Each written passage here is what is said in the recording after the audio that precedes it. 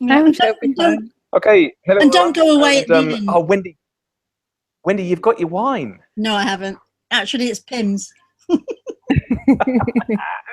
Anyway, we're live. It's the Craft Hangout, and we're back again as per always. So it's a bit of an international one this time because I'm down in France for the day, so you'll have to excuse the bad internet connection. We've got Angharad is in funny Wales, somewhere off to the side.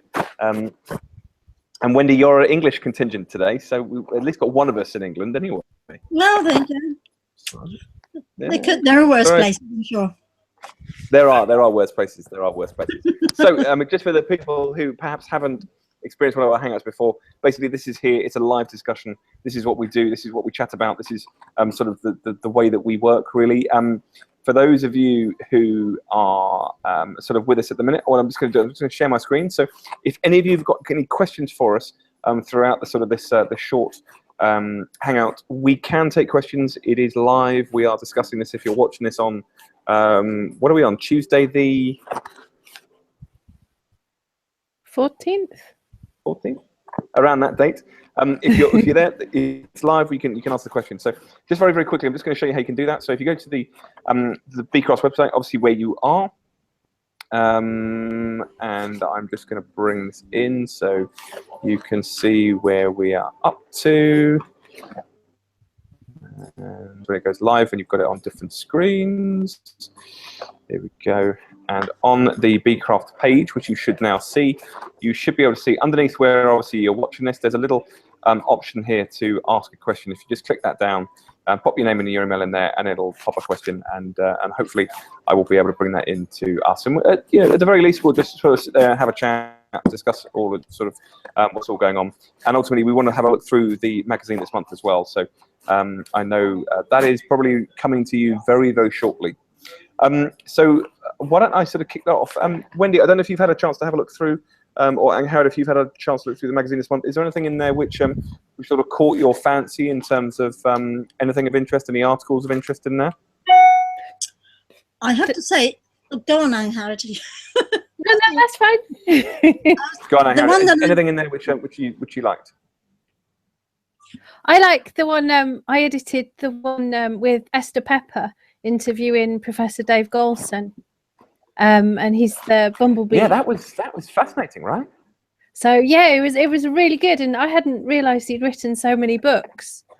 And then this one that Esther interviewed him about, he's off all around the world. He's been to Patagonia and places, finding about all the elusive different breeds, species of bumblebees. So looking forward to when that comes out. Yeah, definitely. I mean, there are a couple of things in here which I really liked about it, and it was a quote, and it's probably too small here, but when he did a test as a now where are we?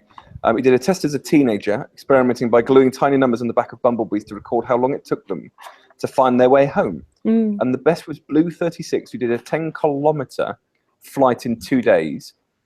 To scale that feat up in proportion to size, the Blue 36's feet was equivalent to a man being taken 1.6 million kilometers from home and managing to find his way back home.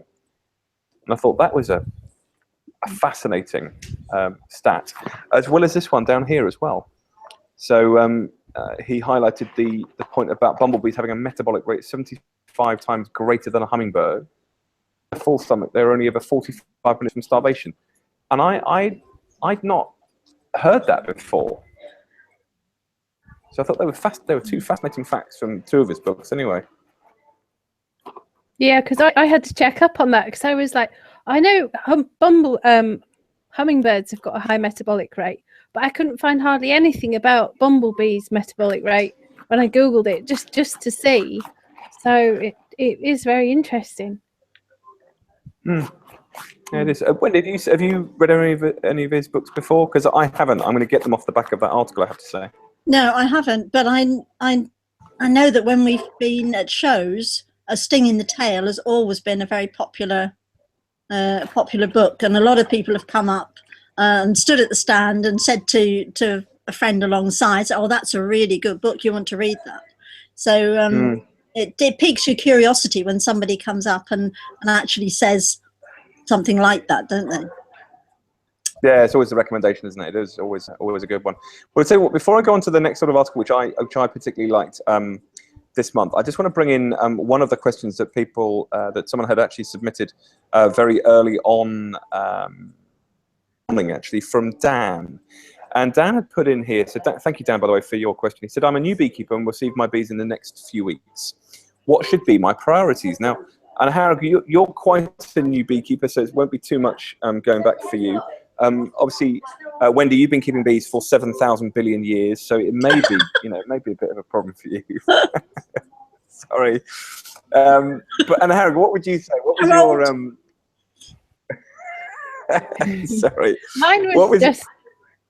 Mine was just to make sure that I had somewhere suitable to put them, and that I had decent access, that I'd built my hive and had plenty of frames ready, and not just the few that you need to start with, but you have enough to build kind of the brood box and the 2 supers above it, and that you've got, if you're getting a nucleus, then you're probably going to need to feed it, because the climate and the weather is so unpredictable, that you've got a feeder and you've got plenty of sugar in, because you need to give them a good start to start off with, and just make sure you know how your smoker works as well, and your hive tool. Yeah, that's a good point. And actually, you're able to light it and keep it lit. Yeah, you know what? That's a really good point. And I think, if nothing else, my sort of memory of that is the organisation is key. And I think you're absolutely bang on with preparing your hives, your hive tools, your smokers, and everything in advance. As you say, that sort of the having more than the number of frames that you need. I think your point about feeding it actually is a very good one, as well as actually making sure, Dan, that you've got enough feed there that you can feed them instantly. And the smoker, Christ, the amount of time it took me to get used to having the smoker lit and keeping it lit was quite a challenge. So yeah, definitely that's a good one. Wendy, anything sort of to add from your side in terms of a priority, or to get your priorities straight?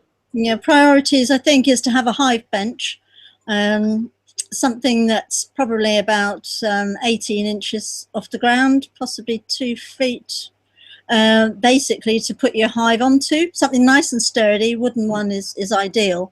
That will prevent, because your brood box that you're doing the inspecting in, or your nuke, will then sit on top of that, so you won't get the continual bending and get beekeepers back. So that's, from your own health point of view, I think that's a key. Get yourself ready with some tea tree oil. Small bottle of tea tree oil is one thing that I always have in my top pocket. If you do get stung, then you can scrape the sting out, and tea tree oil will help prevent it from the swelling and the itching that you get. Yeah. Because if you're stung a few times, it can be very off-putting. And just to be as gentle as you possibly can. Once you've done all the preparations, just to be as gentle as you can with the bees. Take your time. Don't do anything in a rush. And literally just take your time and enjoy it. Enjoy it. Well, that was going to be my advice, because I remember so clearly that I used to get overexcited, and so I used to sort of you get them in. And one of the biggest challenges, I think, for a beginner, sort of rehoming, and it's the same actually, funny enough, for a swarm as well as it is for a new colony of bees in a new location, is to leave them. Is if you've taken them in a box and you're transferring them into a hive, is to leave them, let them settle, don't touch them for a while. And I remember so clearly that the priority for me at that point was to get a nice glass of wine and a seat and go and sit down by the entrance, sort of off to one side, and just watch them. And you're always excited. It's your first colony of bees. You love it. You want to sort of take part. You want to get involved. But take that step back and just enjoy watching them flying in. I used to love standing, and I still do, love standing behind the hive and seeing them flying and getting the beelines. And so take your time, Dan, as you said there, Wendy. Just enjoy it and all that sort of stuff. So yeah, that's good. Okay, so there was an article going back on now to, because there's a few questions coming in which I'll bring reference to in a second. But one of the articles that I wanted to talk about was, we just referenced there about the sort of statistics that Professor Goulson came up with. I want to talk about the first article this month, which was all around the imports and exports of bees. And I thought there was a really, really interesting patterns that have come out over the sort of the last few years. I don't know, had any of you guys had a chance to sort of have a look at this? I did, but I was actually looking at it, to be fair, late last night, and thought it's an article that actually warrants you sitting down and really concentrating on it, because I have to say I wasn't aware of the need to advise the NBU even if you're just importing queens. Absolutely. And you know, there's lots of things in there. Jason Lerner is absolutely excellent on all the articles that he does for Beecraft, and you know, so as I say, that's one that I really have got to sit and read in depth, because it really does warrant it. It is. I mean, I tell you what I found quite interesting was actually this table 1 was the box, and comparing the last few years and where we sort of imported our bees from, how we've imported them, and sort of the patterns. So it's obviously dramatic that we've seen this massive drop off in terms of the number of sort of colonies and nuclei coming over, as well as the package bees. So they've dropped down significantly, especially the colony side, whereas the queens have obviously dramatically increased. Yeah. And I thought that was an interesting pattern anyway. But I also found the fact that we're obviously doing a lot more in the EU compared to the sort of the outside of the EU, where this has gone up dramatically, whereas this has gone down by 2/3 in terms of the number of queens we're bringing in from outside of the EU, which I thought was also interesting. I mean, I don't know. I'm sure there'll be answers as to why that is, but I thought that was quite a good point. But yeah, I think but there's a lot more point paperwork there involved. If you bring them in from outside the EU, there's a lot more paperwork you've got to go through, and you've got to have them checked when they go through different countries. So whereas the EU, it's much more straightforward. I wonder if that's increased over the last couple of years, though. That I don't know as to why that is. Has it been that EU has made it easier to bring in queens, whereas outside of the EU hasn't? You know, it's just such a pattern that we've obviously chopped and changed and moved around. So who knows? But yeah, I think your point there, Wendy, about taking time over the article. I mean, it's a big article, over 3 pages with some quite solid advice in there about the history of imports, let alone sort of where we are now. So you know, I find it fascinating, insight. Okay, let's just go to another sort of couple of questions while we're here. So we had a question in for Mike. So Mike, thank you for that. And there's a couple of questions sort of related. Barry's also put in a question here just a couple of minutes ago, all about timing. And I don't know, Wendy, you may have some input on this. So Mike has got a nuke of bees which has overwintered well. There's plenty of stores, and he's asking whether it would be okay to transfer them to a national at this stage of the year. I don't know if Wendy, you've got any thoughts on this? I mean, I would say it very much depends on his location. I don't know if you agree with that. I would say it depends on his location. It depends on what's actually in the hive, the number of bees, because if you extend from a 6-frame nuke to a 10-frame hive, they've got an awful lot of extra space that they've got to heat up. Now, I think it also depends whether his additional frames are foundation or drawn comb, because whatever's going on in the nucleus, he needs to be aware of whether the queen has got sufficient space to lay, whether a lot of space is actually being taken up by, as we've found actually with some of our hives today, with ivy honey or ivy crystallized honey, because that's no good to them at all. They can't use it. So a lot of it depends on what's inside the nuke. If the nuke is bursting with bees and they're looking for extra space and they've actually filled the space they've got, then I would say yes, it's okay to put into a nuke. Sorry, into a hive. Into a hive, yeah, international. Yeah. But it depends entirely on what he's got in there. He really does want to make sure that that all the frames are drawn and that the nuke is in a very strong, healthy position before he does that. And I think it does depend very much as well on that geographical location. I think I don't know. Were your bees flying okay today, Wendy? Were they all out and about? And Yes. have they been pretty active? Yes, they. I wouldn't call them hugely active. There's not an awful lot around for them at the moment. There's pollen, but I mean, the temperature's not high enough for nectar. So yes, they're really and truly they're still within the hive more than they're out of it. But there was quite a bit of pollen going in today. But as I say, we had so much ivy, crystallized ivy honey in there that we've actually removed some of that and put in frames of drawn comb so that the queen's got somewhere to lay. no, exactly. Yeah, one of them we've actually given some candy pollen, which is a mixture of pollen and nectar, really, to keep them going. So yeah, it's interesting. And people call them pollen patties as well, don't they, to sort of stick on the top? Yes. So I was a big advocate of that a couple of years back, and they worked like a dream. But I'm going to come on to the ivy bit in a second, because there was a question specifically about the ivy. Yeah. But I do think that your point about the frames and actually having drawn comb rather than sort of just the wax is important for you, Mike. Definitely, if you've got any of that, it's absolutely pivotal. I think with not having drawn out comb in the south, because I mean, certainly a selfish perspective, I know my bees are flying like crazy at the minute, so the temperature is obviously now warm enough that they're able to sort of build out their frames. But if you are going to do it and you're down the south and you haven't got drawn out frames, make sure you've got good feed on the when you actually make the transfer, so they've actually got something to draw down and draw out the comb. So I think that's another important point. And related to that, I don't know if have you ever done a shook swarm so early in the year, Wendy, for you? No. Because Barry's asked about, is it too early for a shook swarm? We've actually been talking about this just in the last few days, and my husband's been thinking about possibly shook swarming some of them. But actually, if you're shook swarming, you're losing whatever brood is in the hive already. You're losing whatever pollen you've got. You're putting them onto foundation.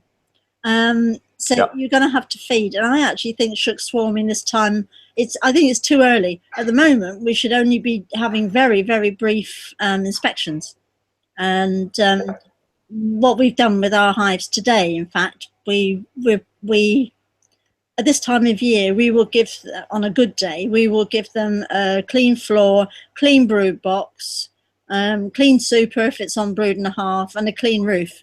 So everything has been cleaned up, and they're starting the season completely fresh. And it's we've taken the opportunity to get rid of some grotty frames as well, and given them some that we actually had a few with some drawn comb. So yeah, it's interesting. I mean, it's sort of it's a natural question to bring in, because I think whereas Mike has probably got frames of bees probably mostly drawn out, they've got something there and they need space. And when you're basically shaking them onto nothing, that is an awful lot of energy to put into building out frames, even if you've got feed on or not. I mean, for me, I personally also think it's too early for you, Barry, on that one.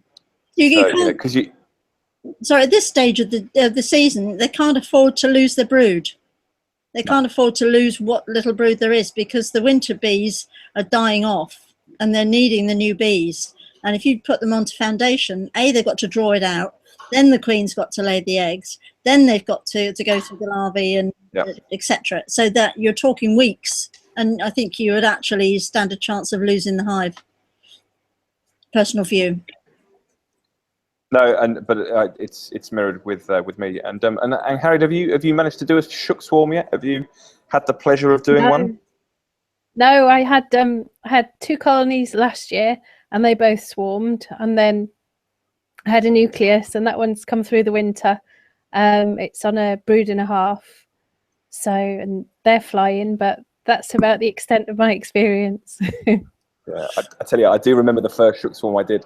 I mean, nervous beyond compare, because it's such a maneuver. But it's I I do clearly remember doing it and thinking, wow, that was. I remember thinking it was a really good thing to have done, but quite daunting at the same time. So you'll have fun on that first one. It was a good one. Okay, so I think before I go into another bit of the magazine, I just wanted to related, but just coming back to your ivy point, Wendy, because it's a question from Chris. He says in the email about the Hangout, which I think you sent this morning, didn't you? From what I saw. Last night. Last night, sorry. You suggested that bees will not use ivy honey that they have stored. Kilograms of ivy honey in them from weight increase over October. Ivy honey flow. Will they really not use any of it at all? Not as far as I'm aware, because it's a bit like oilseed rape. It goes rock hard in the cells, and actually They can't break it down, can they? No, they can't break it down, and that effectively destroys your comb as well, because there's no way of getting that out. So for me, anything that's like that, it depends on the state of the comb, whether I would just cut it out and reuse the frame, or whether with new foundation, or whether I would take that opportunity to actually ditch the dirty comb and perhaps ditch the frame if it was in bad condition. But I mean, I think we've got to be careful, because it's easy to go along to your hive and heft it and think, oh, that's all right, they're doing really well for stores. But if it's all ivy honey, they're not. They're hungry. They're going to be hungry because they just cannot break down the ivy. And I did see the email question that came in, and if he's got drawn comb, then I would recommend sort of taking out what he can that's got ivy honey in it, but obviously to make sure he leaves any brood, eggs and larvae in the hive, and to give the queen space to lay. Excuse me, and also to perhaps give them some food, because they're going to be hungry and they're going to be a bit narky, I think. They're not going to be a pleasure to work with if they're too narky, because they're hungry, and they do get, like the rest of us. If I'm hungry, I'm quite miserable. So I don't go. I can't imagine that for a second. Can you not? No, never. But no, it's a fair point. I think you're especially, and by the way, Stephen's probably going to join us in a second. Stephen Fleming, who was with us last month, he's coming in to join us in the Hangout. I think throwing out the frames, feeding, and giving space for lay, because I mean, let's be brutally honest. I think certainly where I am at the minute, too long until we get the flow. I've already started seeing all the blossom coming out on the trees. So there will be a next flow coming pretty soon, which means that we need space in these hives. And obviously through the country, we're going to start sort of progressing up the country as we go. So these hives need space. So let's clear that out. And Steven's joining us. Hey, Stephen. Oh, good evening. Can you hear me? Yes, we can. Fine. Lovely. Sorry, I'm late. I have had rather a busy day. No worries at all. And I tell you what, so I'm going to put you on the spot, Stephen.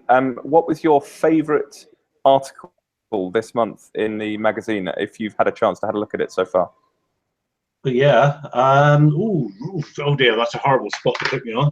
Well, I'll tell you what. I'll give you two. We've already gone through. So we've already gone through the imports and exports, and the Professor Golson one. So I don't know if there's any others which you picked out, which you quite liked. Well, I am going to say I like Esther's article because I know what's coming next. She's produced a little series of articles that are going to come up, and I think everybody's going to enjoy them. She's got a lovely angle on things, and a really nice style, hasn't she? Yes, very nice indeed. So I just tip you off. If I were anybody out there without a Beecraft subscription, I'd get one quick, because there's 3 articles coming up that I know about and I've read and I love them. Good. Okay. Good stuff. And you wrote one yourself as a Buzz in the Vaults. I'm going to share this so everyone can see it. I want you to explain the picture. I'm just going to share this now. Which particular picture? Bear with me. Let me just make sure that I'm on this. There we go. So tell us a little bit more about this, about these pictures and the article you've written this month. Let me tell you about the vaults, first of all. I go in and out Waterloo when I go into London all the time, and I never knew about these vaults that are underneath Waterloo. They're obviously something to do with trains in a bygone age, because you can see the way the trains would have travelled through them. But now it's an arts venue. They say it rivals well, hardly rivals, but emulates the Edinburgh Festival. Okay. So it's a terrific venue with all about half a dozen, I suppose, different venues within the vaults. And in the cavern was the Swarm being performed. Now this is contemporary dance and contemporary music. And although the story was a little bit hard to follow at times, even as a beekeeper, it was absolutely mesmerizing. I loved the music. The contemporary dance is fantastic. You know, I'm not a great dance person, I must confess, but the contemporary dance was great to watch, and that's what the picture's about. If you have a chance to see it, I definitely would see it. I think they're going to try to produce a CD at some point, and one very well worth watching out. And I would say that if you want to get a taste for what the music's like, go onto Spotify and listen to Deep Throat Choir. Naughty name, I know, but that's their sense of humor. Very nice. There you go. Deep Throat Choir. Deep Throat Choir on Spotify. So the wonders of the new technological world. Or you got Spotify and Facebook in one thing. It'll be the best way to get it. Let's be brutally honest, because it's very difficult to find these things. Or YouTube, I would think, is probably another place if you're not familiar with Facebook and Spotify. Yeah, possibly. I'm not sure about that, but possibly on YouTube. Yeah. I'll have a little. In fact, I'm not even sure if I want to search for that in YouTube. But anyway. Okay, so we've got a couple more questions coming in. In fact, I've got another one coming in. I hear when there's a question, because I think, Wendy, it's your computer which has a little pink every time one comes in. So yeah, we've had a couple of questions coming in. So let's carry on this theme of the ivy, as that was the last one we left. So we've had Martin, who's come in and said, if bees are unable to use ivy honey, how do they manage to use candy? Good question. Sue has, to sort of carry this on through, ivy honey, uncap the frame, leave in a water bath for a few hours, then run through the extractor to get rid of the water, leave a day to dry properly, and then put back in the hives. It works every time, and the bees accept it. Okay. Interesting. What do you think? What do you think, Stephen?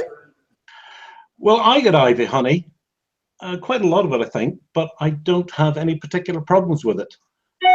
The bees consume it.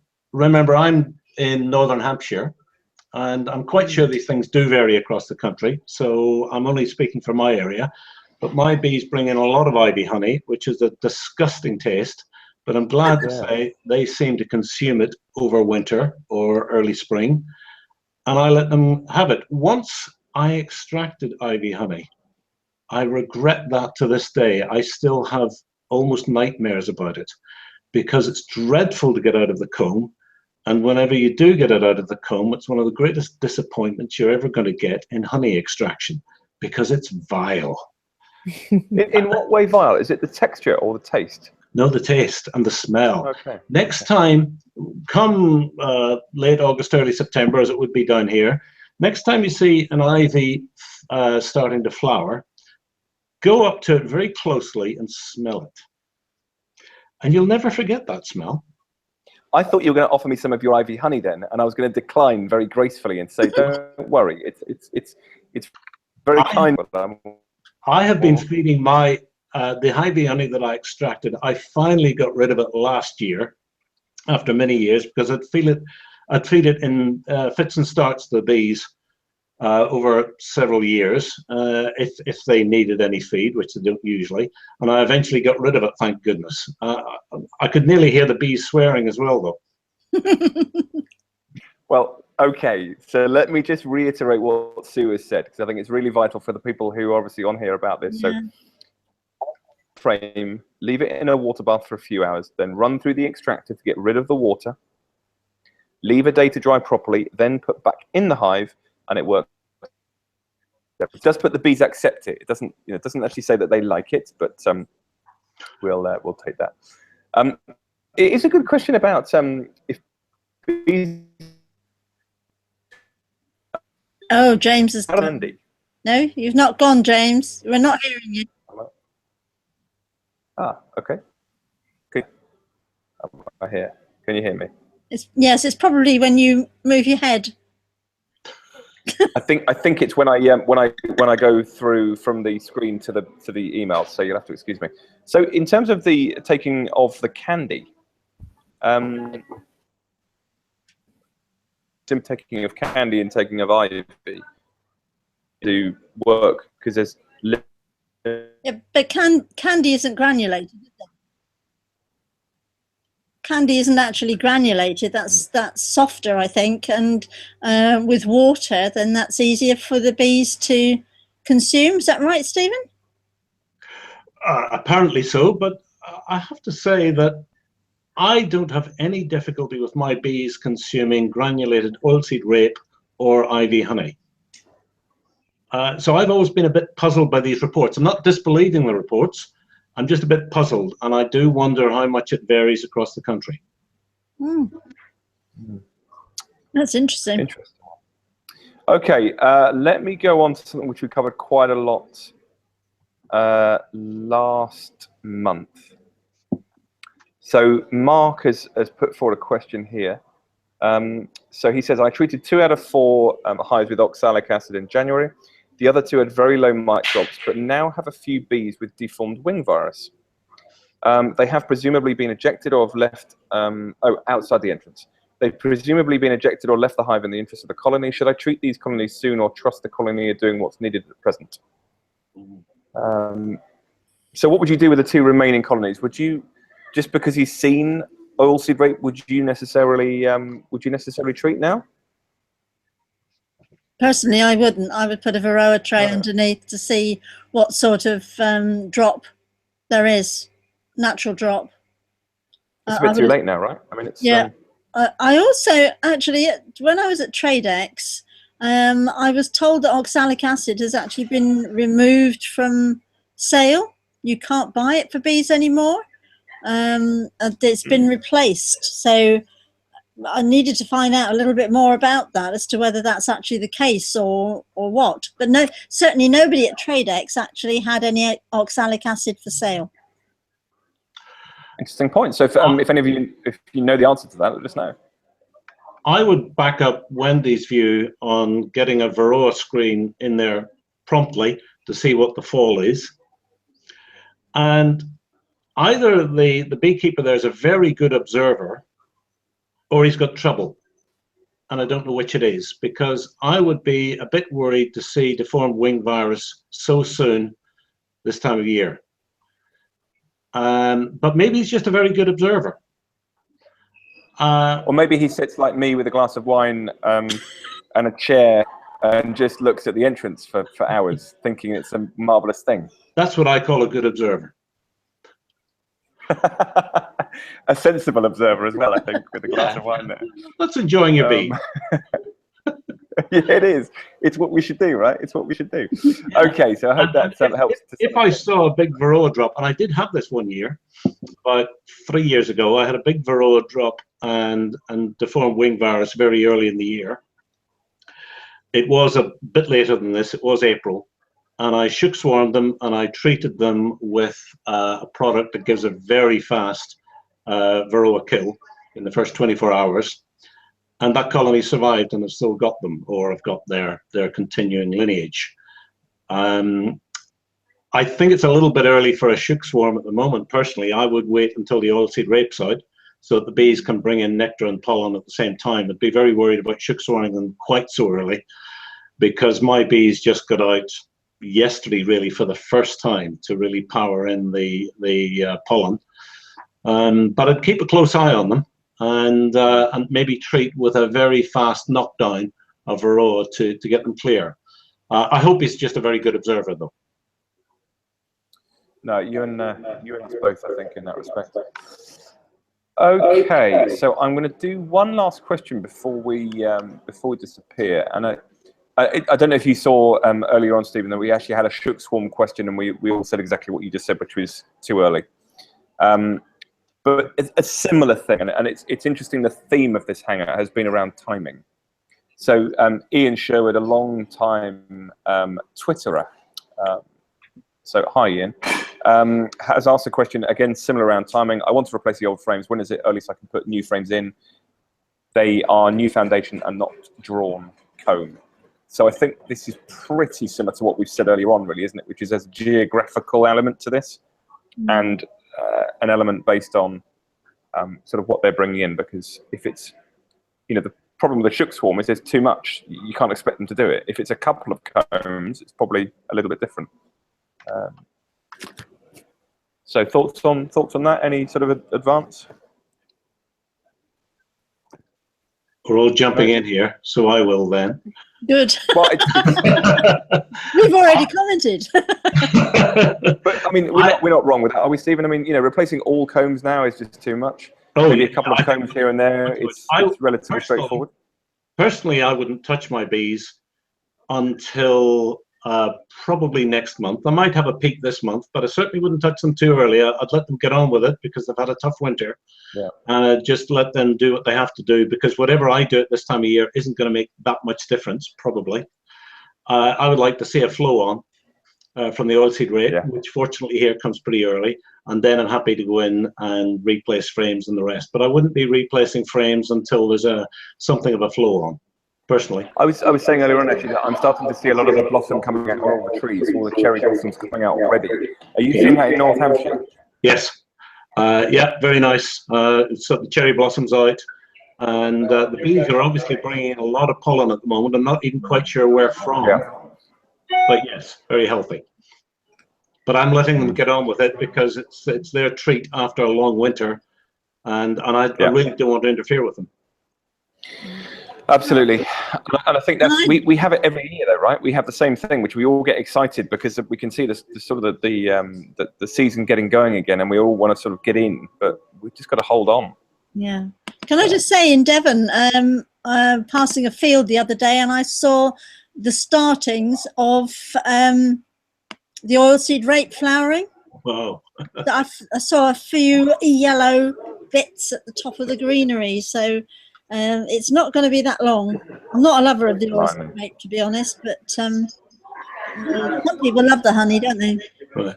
It's only 6 or 7 inches above the ground here at the moment. All right, nearly flowering. It's not going to take long. It's not going to take long. Well, on the very basis that, as some of you know, I'm in the south of France at the minute, and I'm surrounded. Some of you who are listening won't know this. I was saying to the guys beforehand, I've got parties going on in here, I've got parties going on out there, and there's a load of people just coming into this area where I've tried to really quietly go and get a few minutes of freedom, and I can just see there's people creeping in around me, so it's going to get very loud very soon. So I'm going to sort of call this to a halt now and be very sensible about it. And before you go, James, can I put a call out to people who are watching, please? No, please do. I am going to be interviewing Laline Paul within, I hope, the next few days. He is the author of The Bees, that book that sold an awful lot about bees, and I'm really looking forward to this. I met her at the Swarm event, which you referred to earlier, quite by accident, and you can read how I met her in the magazine if you're interested.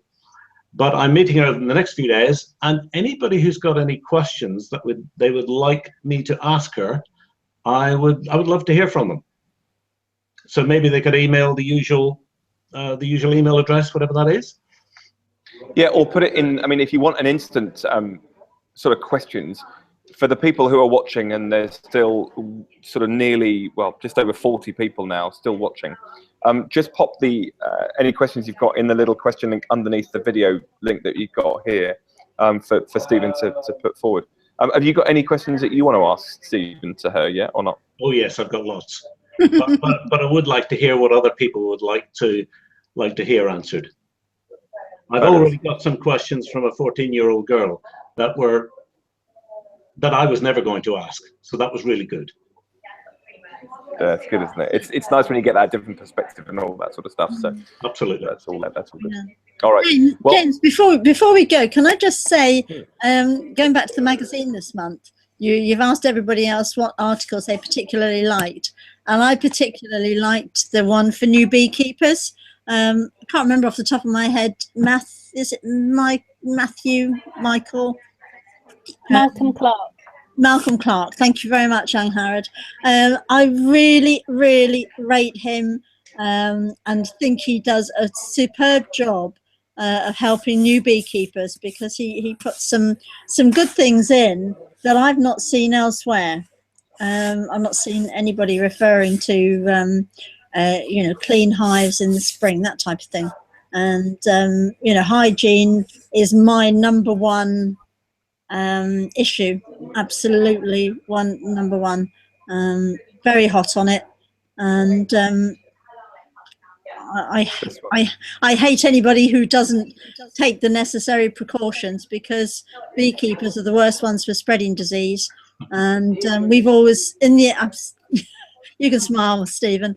I've always got I've always got a container of water with, it started out as hot but sometimes ends up cold, with washing soda, and in between each hive I'll wash my gloves and I wash the hive tool, and the bellows of our smoker has a shower cap over, which is used just for that particular apiary, then thrown away and another one used, which is what the bee inspectors do actually down here. I don't know about anywhere else.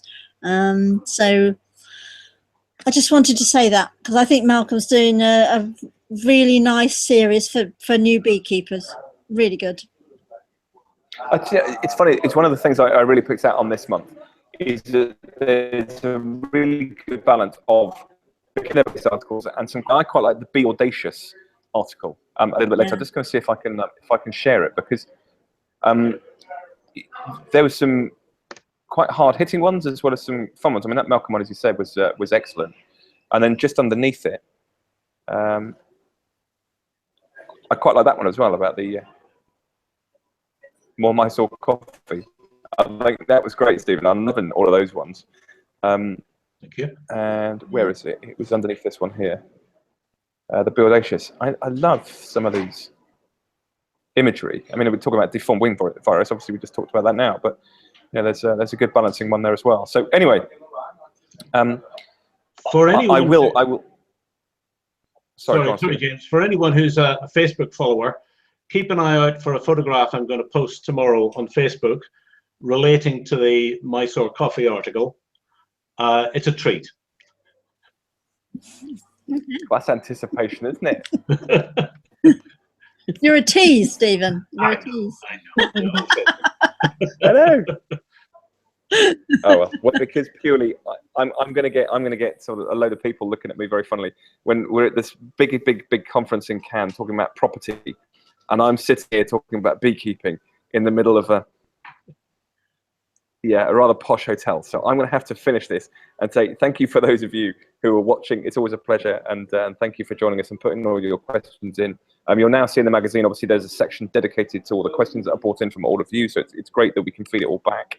And ultimately, thank you for Angharad and Stephen and Wendy, as always, to join. So thanks, everyone.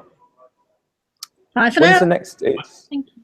We'll see you all next month. When's the next? Oh, James. Of April. I think it's a late one next month. You've asked the question. Hang on. I have got it here. So if you hold on, I can.